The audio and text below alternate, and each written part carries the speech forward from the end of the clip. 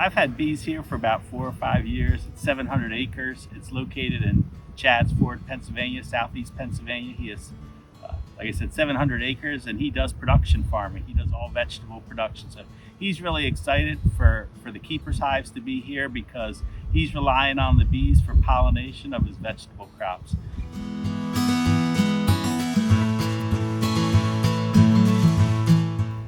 I think, when you're trying to think about two queen hives, you want to think about honey production. And if you look around here, it's just beautiful, right? It's all forest and trees and ground cover. So this site is historically produces a lot of honey every year. So I thought this would be the perfect spot to set up a 2-queen apiary this year to see how much honey these hives can produce.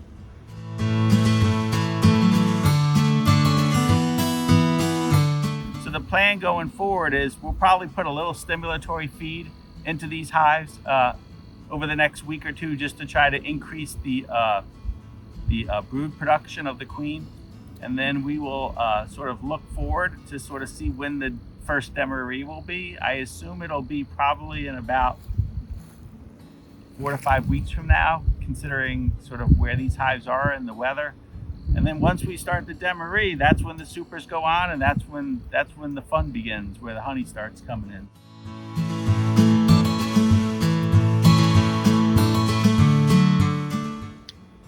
Anytime we've ever pushed these 2 queens hives to maximize honey production during the earlier part of the year and even into the summer, we demarree these hives on a regular basis.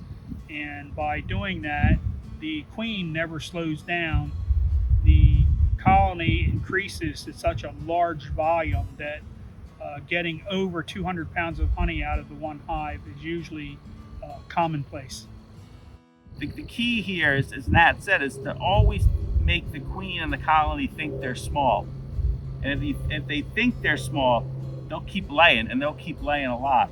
Right. And that's the challenge that's the key management is to make even though the hive has 100,000 bees in it, what's going on down the brood chamber they have to feel like they're small.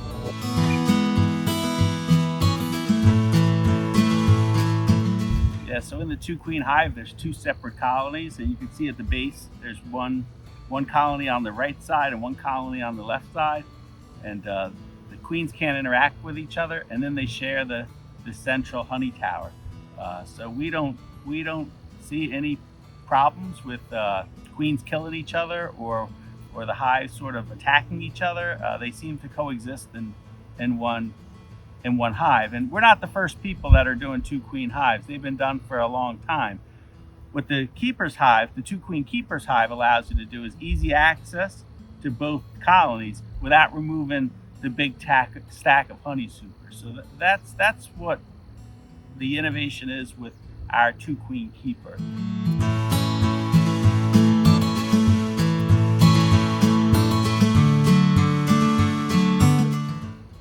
I mean, ideally, when you set them up, these were all sort of last year new queens, so they all overwintered. So all the queens are about the same age. All the colonies that we put in there were about the same strength today. So I think you just want to try to keep them as balanced as possible.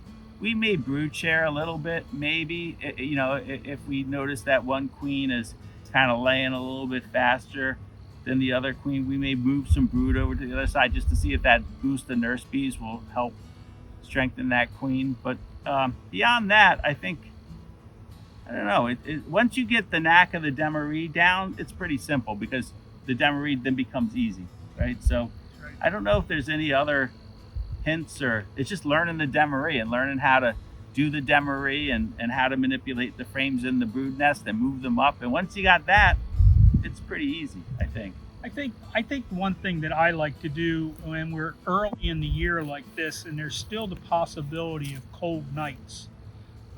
When I go to do the demarree and I move brood, I like to move the cap brood while it's early, just in case we get those cold nights. I don't want that open brood to get chilled. But as the weather warms, moving open brood is just perfectly fine. It helps decongest the brood chamber because a lot of the nurse bees will go with it. Tell you what, beer would go A good beer? right now, wouldn't it? Beer? A beer and some honey? No, but follow along. We'll be back here multiple times this year sharing with you kind of how we work the 2-queen hive and how we produce honey. We'll keep a sort of a tally on how much honey we produce and share it with you, and hopefully you'll ask a lot of questions too. I mean, the great thing about making these videos is that we give everyone the opportunity to see what we're doing, but also the opportunity to ask us questions to sort of help us help you understand what's going on here.